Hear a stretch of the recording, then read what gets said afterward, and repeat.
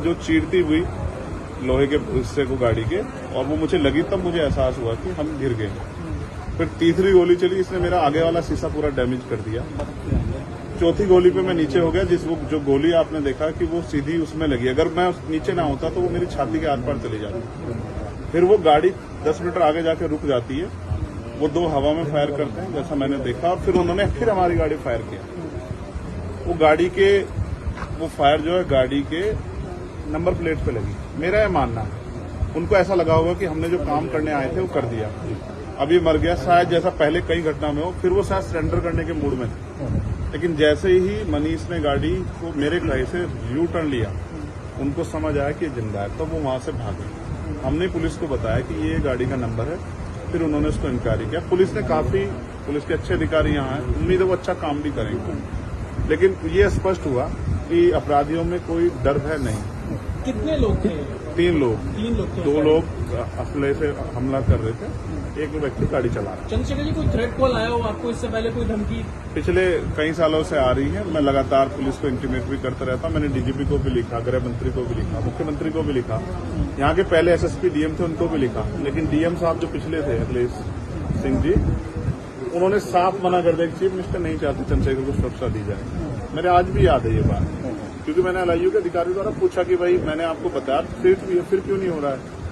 तो उन्होंने कहा भाई ये सरकार का मामला, सरकार चाहे तो दे सकती है। तो मैं चाहता हूं मुख्यमंत्री इंतजार कर रहे हैं कब चंद्रशेखर मरे, उनका काम आसान है। लेकिन उनको ये नहीं पता कि गरीबों की, कमजोरों की, शोषितों की बात करने वाला चंद्रशेखर इतनी आसानी से उनकी रास्ते में से नहीं है। अच्छा, अतीक अशोक जैसा हुआ वैसे ही कुछ होने वाला था, ऐसा आपको लगता है? अब आप इसका आकलन खुद करें कि क्या हुआ और क्या हो सकता है। आपके पास एक और बात, मुझे ऐसा लगता है कल की घटना के बाद, इतने बड़े उसके बाद भी अगर मैं सुरक्षित हूं तो हमारे संतों गुरुओं महापुरुषों का आशीर्वाद, हमारी करोड़ों बहनों माताओं का आशीर्वाद, बुजुर्गों का मेरे पास है। और मैं जो जिम्मेदारी मैं लेके मैदान में आया हूं, बाबा साहब अम्बेडकर, मानव काशीराम साहब, सदगुरु रविदास जी का जो बेगमपुरा राज का सपना है, मानवता के राज का सपना है, संविधान को लागू कराने का है, इन वर्गों को अधिकार देने का है। जब तक वो पूरा नहीं होगा मैं कहीं जाने वाला नहीं। मीरकपुर में छोड़कर अपराधी भाग जाते हैं, तो उसको कुछ और बता रहे, कुछ तो कहानी कुछ और नया मोड़ देने की कोशिश हो सकता है वो चाहते थे जो गुजरों और दलित समाज में एकता बनी है वो एकता टूट जाए। ये होगा ही नहीं कभी, ठीक है, ये नहीं हो सकता। अमेठी पंचायत आप लोग कर रहे हैं अपनी मांगों को लेकर। हमारी लीडरशिप ने ये निर्णय लिया है कि जब 24 घंटे में गिरफ्तारी नहीं हुई तो हमें अपने लोगों को भी जवाब देना है। तो इसलिए शायद उन्होंने 3 तारीख का समय रखा है, मैं उसका हिस्सा बनूंगा। अमेठी के अंदर एक फेसबुक वायरल हुई है पोस्ट जिसमें आपको मारने की वो की गई है, क्या सही है? उसके अलावा ठीक है, देखिए लोकतंत्र है, उनके अधिकार है, मारे या छोड़े। मैंने कहा ना, मैं पहला थोड़ा ही जो मारा जा रहा हूँ या जिसको मारने का प्रयास किया, मुझसे पहले बहुत मरे हैं, लेकिन उनको कोई जान नहीं रहा था। मुझे लोग जानते हैं तो मेरी बात आगे बढ़ती, लेकिन मैं अपने लोगों को मरने नहीं दूंगा। ये भी मैं उनको संदेश देना चाहता हूँ। पोस्ट किया है अमेठी क्षेत्रीय महासभा से कि इस बार तो बचिए, अगली बार नहीं बचे। देखो, मैं गोली से डरता नहीं, मैं गोली से, बंदूकों से नहीं डरता हूँ। मैं संवैधानिक रास्ते से चलता हूँ, संविधान को मानता हूँ। गोली चलाने वालों को भी कहना चाहता हूँ कुदरत उनको सद्बुद्धि दे, गलत जगह पंगा ले रहे हैं। मैं झगड़ा नहीं चाहता, मैं अपने लोगों को भी कह रहा हूँ कल से शांति बनाओ और संविधान के रास्ते चलो। वो हमें डिस्टर्ब करना चाहते हैं कि जो हम राजनीतिक ताकत हमारी बन रही है कमजोर हो जाए, हम दूसरी दिशा चले जाएं। लेकिन ये भी एक अटूट सत्य है कि हम संविधान के जरिए जवाब देना जानते हैं, और किसी को गलतफहमी हो तो वो गलतफहमी सुधारने का समय। वो क्यों कर रहे थे, वो पाला किसने?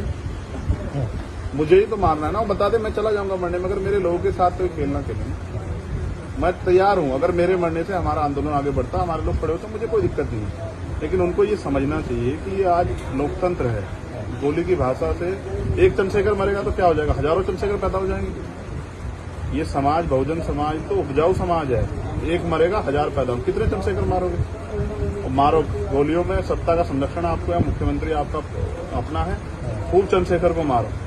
हर जिले से चंद्रशेखर पैदा हो। पहली घटना आपके साथ बाबा साहब अम्बेडकर और मानव काशीराम साहब को सपना पूरा करे बगैर संविधान को लागू करवाए हम लोग जाएंगे। चंद्रशेखर भाई, पहली घटना आपके साथ मुजफ्फरनगर में हुई, दूसरी अब देवबंद में हुई। क्या अब लगता है कि आसपास का क्षेत्र उससे पहले बुलंदशहर में? अगर पहली घटना पे ठोस कार्रवाई हो जाती तो अपराधियों के हौसले कमजोर होते हैं। लेकिन मैंने कहा ना कि एक रानी का नहीं, प्राइमरी स्कूल के हेडमास्टर का बेटा है, एक गरीब माँ का बेटा है, तो मर जाए क्या फर्क पड़ा, किसी को क्या फर्क पड़ता है? उनका रास्ते घाटा आसान से निकल रहा है। तो इसलिए उनको लगा कोई वो नहीं, लेकिन जनता समझ रही। मेरे एक एक खून का जवाब मेरे लोग जो है ना मुझे संरक्षण देके देंगे एक आखिरी सवाल और सबक सिखाएंगे भारतीय जनता पार्टी की सरकार को, जिसके अब संरक्षण में गुंडे पड़ रहे हैं। एक आखिरी सवाल है, क्या ये पॉलिटिकल अटैक था आपको लगता है? पुलिस जांच कर रही है कि मेरे मरने से किसको फायदा हो सकता है, कौन मुझे चाहता मैं मर जाऊं। पुलिस जांच कर रही है, मुझे उम्मीद है पुलिस फेर जांच करके कोई मैनिपुलेट करके नहीं सही जवाब देगी कि उन्होंने ऐसा क्यों किया। चंद्रशेखर का जो कद बढ़ रहा है देश के अंदर, कई मुख्यमंत्रियों ने भी अब ट्वीट किया है, ओवैसी ट्वीट कर रहे हैं, कहीं और कर रहे हैं, तो इस चीज को क्या ये लगता है कुछ भी गलत होगा तो लोग बोलेंगे। अगर कल मेरी जान ही चली जाती तो लोग फिर भी तो उनको पीड़ा होती, उनको अपना भी देखना है, कल उनके साथ भी हो सकती है। ये लाइन ही विचारधारा ही गलत है कि गोली से ऊपर, और ये बीजेपी की भाषा है, गोली मारो सालों को, ये वही उसी को उपजाऊ हो रही है। देखिए बहन जी से मेरी कोई नाराजगी नहीं है, मैंने उनको हमेशा बड़ा माना, वो मुझे छोटा नहीं मानती अपने परिवार का। उनको ये घटना छोटी लगी, शायद अगर मैं मर भी जाता शायद उनको इसमें कोई शायद बुरा नहीं लगता, मुझे उनसे कोई दुख नहीं है। मेरे लोग मेरे साथ हैं ये बहुत, और वो समझ रहे हैं कि जो उनके लिए मरने को तैयार है, जिसकी जो जान पे जिसकी बनाई है वो हमारा अपना है। मेरे लोग मेरे साथ खड़े होंगे, मैं इस लड़ाई को लड़ता हूं। लगभग सभी दलों के लोग आपसे मिलने आए हैं, कैसा देखते हैं, क्या नहीं मैं उनका धन्यवाद भाजपा के भी विधायक आए मैं कह हैं। रहा हूँ बस सबका धन्यवाद करता हूँ, मगर ये है मैं ये प्रयास करूंगा कि भविष्य में ऐसा किसी के साथ ना, इसलिए लॉ एंड ऑर्डर की कानून व्यवस्था अच्छी होनी चाहिए, मुख्यमंत्री उस पर ध्यान देना चाहिए। बात चंद्रशेखर की नहीं है, बात इस प्रदेश में हो रही हजारों बहनों के साथ जो अस्मतें लुट रही है हर महीने, रेप हत्याएं हो रही हैं, लोगों की जान जा रही है, सब उन पर वो करता है।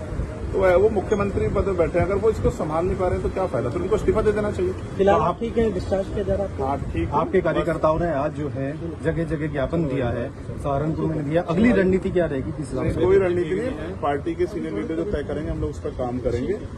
और दूसरा मेरे पीठ में जहाँ गोली लगी है वहाँ ड्रेसिंग जारी है, ठीक है, पहले से आराम है, बस एक जलन और घाव है, जख्म वो तो है ही, सांस लेने में दिक्कत थी, बीपी जो है फ्लक्चुएट हो रहा था, फ्लक्चुएट अप डाउन हो रहा था, वो ठीक है पहले से।